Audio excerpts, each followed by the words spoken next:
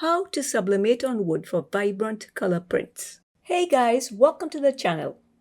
This video covers how to sublimate on wood using laminating pouches and my simple technique to get consistent and vibrant prints like these. This was my first time using laminating pouches and I am amazed at the results. So stick around to see how easily it was done. As usual, I will leave links below in the description for items used in this project.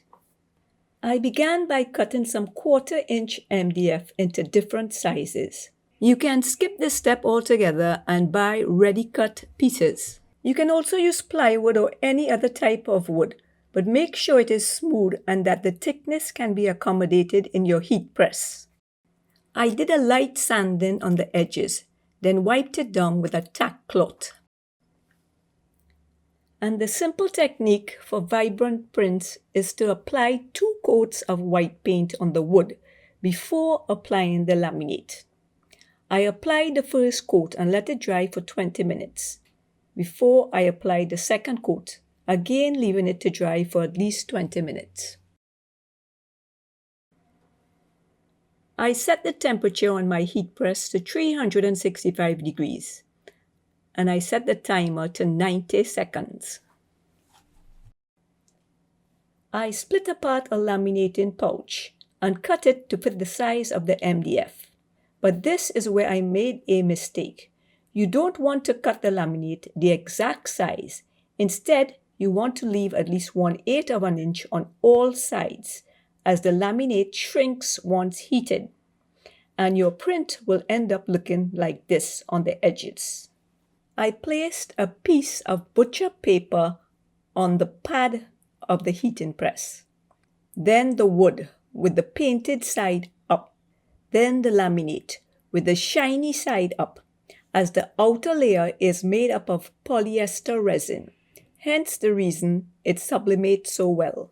I also placed a sheet of butcher paper over the laminate, as you don't want this stuff sticking to your platen. The pressure was set to medium to firm and the temperature was set to 365 degrees for 90 seconds. I did a few of these and let them cool off before sublimating. I created and printed this design in Inkscape and thought I would share my print settings.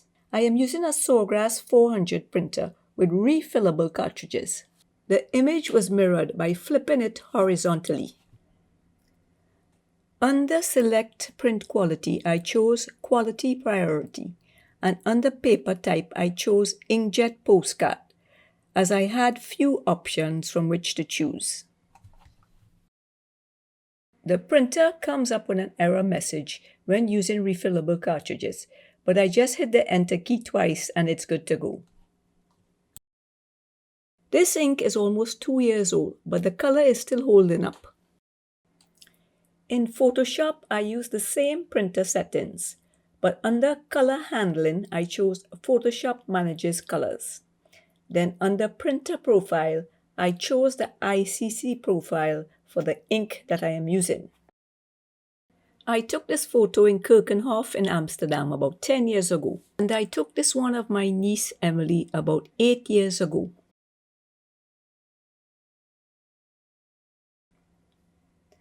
I placed the laminated painted board on top of the print and taped it down using heat tape.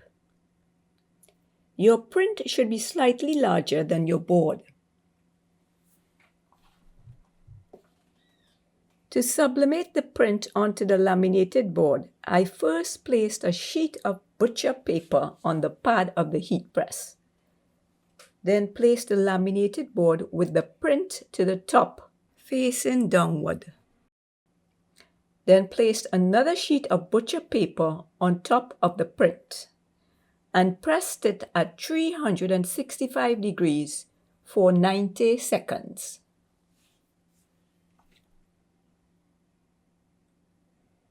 The board is super hot after printing, so be careful when handling it.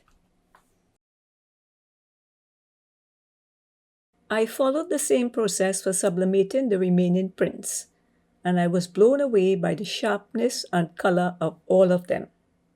This is definitely a game changer for me for sublimating onto wood.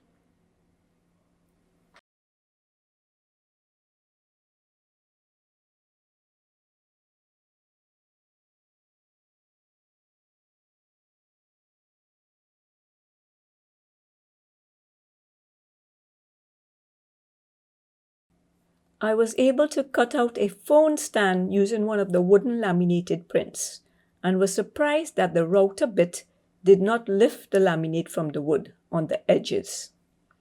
I also lightly hand sanded the edges and the laminate remained intact. I will definitely be making a couple more of these. And there you go, guys. No more dull, faded DIY wood sublimation prints. I hope you enjoyed the video. If you did, remember to give it a thumbs up and consider subscribing to the channel. Thanks for watching. Take care and bye for now.